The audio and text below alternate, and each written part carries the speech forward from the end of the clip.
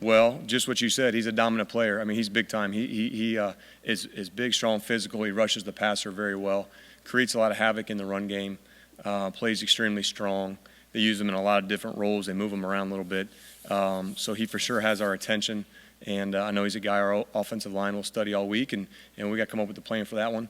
But, yeah, he's a good player. He's going to require some attention on Saturday.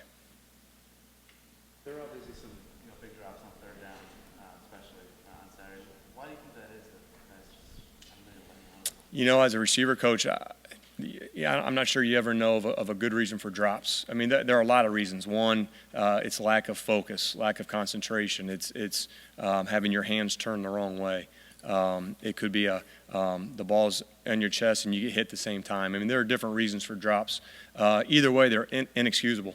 And, we are playing some young freshmen, and doesn't give us an excuse, but those guys need to grow up for us in a hurry. And, we had a big-time drop against Penn State on third down. That really hurt us. We had two big-time, 3 or 4 big-time drops Saturday against Rutgers on third down that really hurt us. And so whoever it is, there's no excuse for it. We need to take it out of our game. But it'll for sure be a point of emphasis, as it is every week. But we need to increase our sense of urgency when it comes to that situation.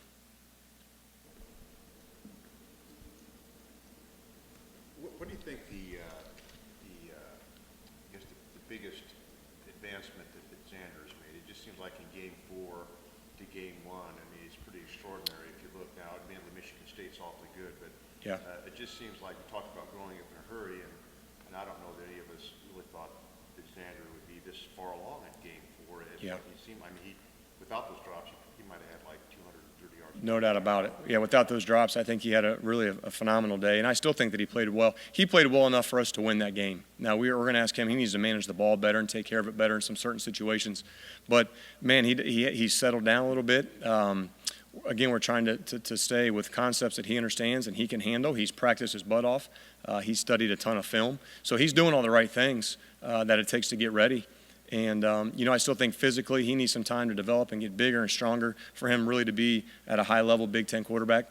But at this point right now, 4 games into his career, he's handling the things that we need him to handle. And I think that he's gotten better every single week, which at the end of the day is what we try to do with this program, is just get better every single day. And with your, offense, that's not like the easiest offense for a 19-year-old to come in and just master and start running. Yeah, you're right. There are a lot of working parts to it. And not only does he need to worry about what he's doing, but he needs to get the other 10 guys lined up, needs to communicate, needs to get the ball snapped, needs to be aware of blitzes, protections. So, yeah, there's a lot on his plate. And I'm not sure, to the outside eye, to the people watching it on TV, you really understand all that's going on. And then, oh, by the way, you got Ohio State rushing down your throat trying to take your head off.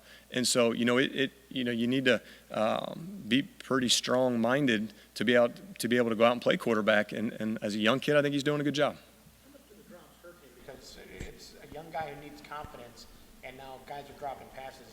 There'd be a tendency to maybe press a little bit more. Yeah, a little bit, but we're not going to let that happen. We've talked to Alexander. He knows that those drops aren't his fault, and so we're not losing any confidence in him. He's not losing any confidence in those receivers. That, to me, is just a lack of execution. It's something that, you have a true freshman throwing to a true freshman, and those guys need to work that out. They need to work through it, and they need to go make plays for us, and they're going to for the next 3 or 4 years. They're going to make plays for us, so we're looking forward to it. You have seniors that are getting plenty of snaps at receiver, a bunch of freshmen that are getting – that group in between, are you disappointed with the way they haven't exactly developed? You know what? That's a great point, and that could be a very long conversation if you want to sit down and go through everything that's happened. It starts with Cody Latimer leaving early that put us behind a little bit. But I don't know that I'm disappointed. I just think that's how things have worked out. And we're very fortunate that Dominique Booth, Jay Shun, Simi Cobbs, Corey Keel, that's a class of 4 freshman receivers that came in a year ago. We're fortunate that they're here and have the ability to come play early. You always want to redshirt your freshmen just to give them a chance to develop and get stronger and learn what college is all about. It's just a different game. It's a different speed. But those guys have been forced to grow up faster than maybe most freshmen are. So I don't know that there's any disappointment. I just think that's how things have worked out. And we're going to keep coaching the guys that show up with great attitudes, that want to get better and want to take this program to a new level. What's the status of Caleb Cornett? Is he still in the mix for? I don't. That's a question for Coach Wilson with the program. I don't know exactly what his status is, to be honest with you. Again, I know that's something Coach Wilson, I know he handles all the injuries and those things. If he's not able to be the backup, I'm guessing Divine would be the backup. Yeah, I mean, we feel like we got a pretty good stable of backs. So whether it's Divine, whether it's Miles, any one of those guys can go out there and fill that role. So I don't know right now today to give you an honest answer, but I think someone will run out there and fill that spot.